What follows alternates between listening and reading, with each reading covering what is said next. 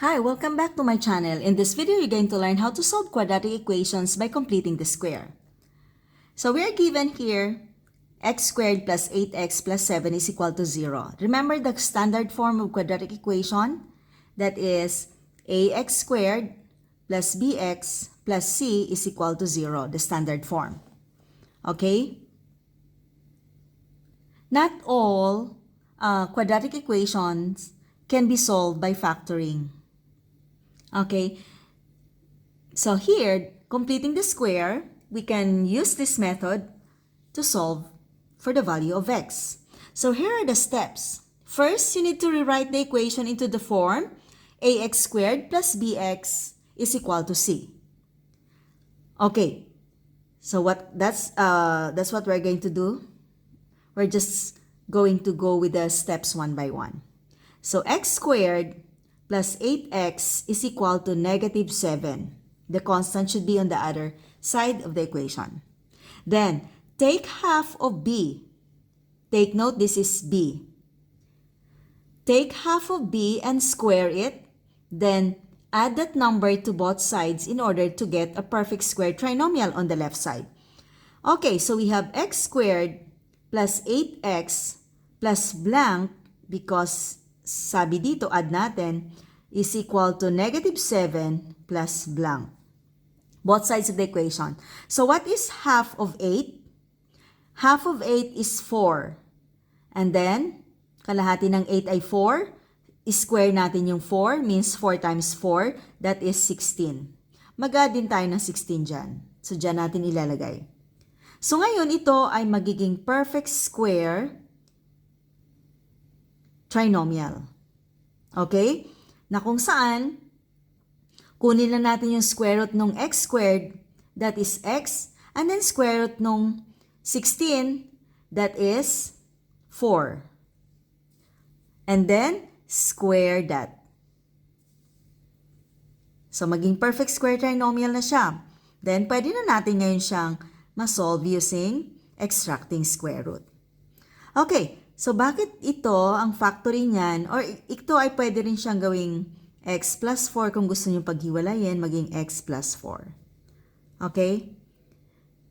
Now, no need to do that because we can use solving quadratic by extracting square root. So, pwede na natin alisin yan. Hindi nyo na kailangang ihiwalay. Okay, so this is a perfect square trinomial. Paano ba i-factor ang perfect square trinomial? Kunin nyo lang yung square root nito, that is x. Square root of x squared is x. Square root of 16 is 4. Okay? You want to know if it's correct? Just x times x squared, this is plus 4x, and then plus 16. So x squared, 4x plus 4x, that is 8x, and then plus 16. So, di ba pareho lang? Okay, so yun ang shortcut nun. Just simply get the square root of here, x squared, and then the constant. Okay, then here, we have here positive 9, right? Negative 7 plus 16. That is equal to positive 9. Now, see, we have now a way of solving this one using solving quadratic equation by extracting square root. If you haven't watched my video about solving quadratic equations by extracting square root, you can watch it here para mas madali nyong ma-solve itong completing the square. So ngayon, anong gagawin natin? Simply, extract lang natin yung square root of both sides here para mawala itong exponent na 2. So, what we have here is x plus 4. At ito ngayon, magiging positive and negative 3. Applying the square root property. Okay? Laging dalawa ang sagot, positive and negative. So, ngayon, paghiwalayin natin, x plus 4 is equal to positive 3. Sa kabilang side, x plus 4 is equal to negative 3. So, we can solve now for the value of x by subtracting 4 on both sides, o simply lilipat nyo lang siya sa kabila. So, magiging negative 1. 3 plus negative 4 is negative 1. Sa kabila naman, maging x is equal to, lipat nyo lang sa kabila, kung mas comfortable kayo doon, magiging negative 3 siya, so negative 7. Negative 3, negative 4, maging negative 7. So, ganun na kadali on how to solve quadratic equation by completing the square. Actually, halos lahat pwede nyong ma-solve using this one. Okay, let's have another example. So, again, nandito na yung ating constant. Nasa kabilang side na siya. Kanina wala, di ba? So, nilipat natin. So, ngayon, nandun na siya sa kabila. So, ang gagawin na lang natin, kunin na lang natin yung half. So, plus blank is equal to negative 16 plus blank. Okay, so ano yung number na yun na i-add natin para maging perfect square trinomial dito? Kunin lang natin yung half nung middle, yung coefficient dito, yung b natin, half of b. So, negative 5. Negative 10, so half of that is negative 5. Right? Then, square natin ang negative 5. And that is equal to positive 25. Negative 5 times negative 5, positive 25. So, mag-add tayo ng 25 on both sides of the equation. Okay? Now, itong left side dito ay magiging perfect square trinomial siya. Get the square root of x squared, that is x. Get the square root of 25, that is 5. Since minus yan, kaya minus ang ilalagay natin dito. Okay? So, dito naman, ilan to? Negative 16 plus 25, that is also equal to 9. Right? Okay. So, again, pwede na natin ngayon, nakalimutan ko yung squared. Lalagyan nyo lang ng squared.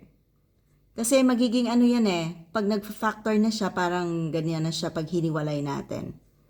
So, x times x, x squared, x times negative 5, negative 5x, negative 5x, pag gumamit tayo ng FOIL method, negative 5 times negative 5, that is positive 25.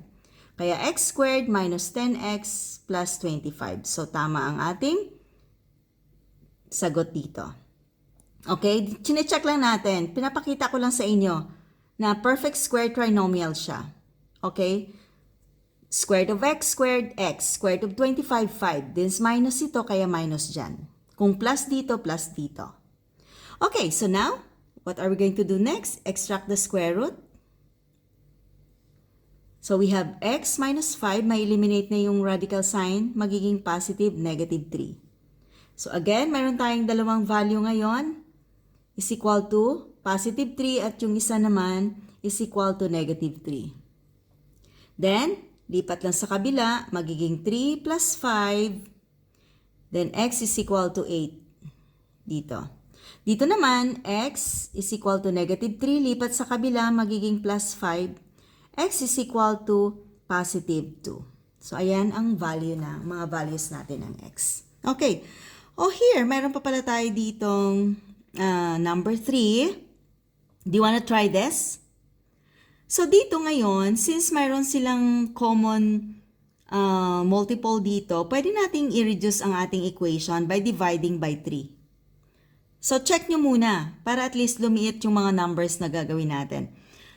So, magiging x squared, 3 divided by 3, that is 1, plus 12 divided by 3, maging 4x, negative 6 divided by 3, maging negative 2. So, ayan na ngayon ang bagong quadratic equation natin.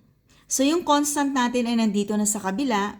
So, ang gagawin na lang natin ay mag-add na lang tayo ng number on both sides of the equation. The same number.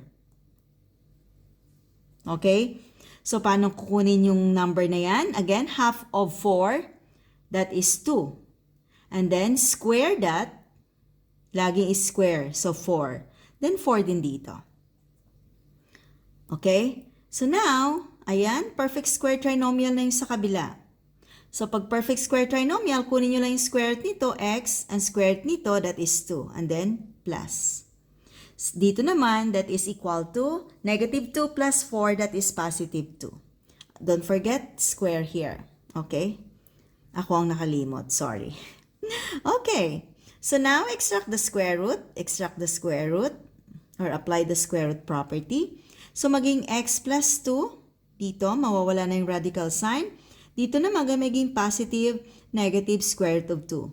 Since ang square root of 2 ang 2 ay hindi siya perfect square, so as is siyang ganyan. So ngayon, paghiwalayin na natin, x plus 2, that is equal to positive square root of 2. And then x plus 2 is equal to negative square root of 2. Then, solve na natin. Is equal to, lipat lang natin sa kabila. So, magiging square root of 2, magiging minus 2. Okay? So, ayan na ang ating sagot. Okay? Dito naman, is equal to negative square root of 2. Lipat sa kabila, maging minus 2. Hindi natin pwedeng i-combine ito. Kasi yung isa walang radical sign. Hindi sila pwedeng i-subtract or i-add. Okay. Positive, negative. So that's how you're going to solve quadratic equations by completing the square. Napakadali lang, di ba? Simple lang. Follow nyo lang yung steps dito.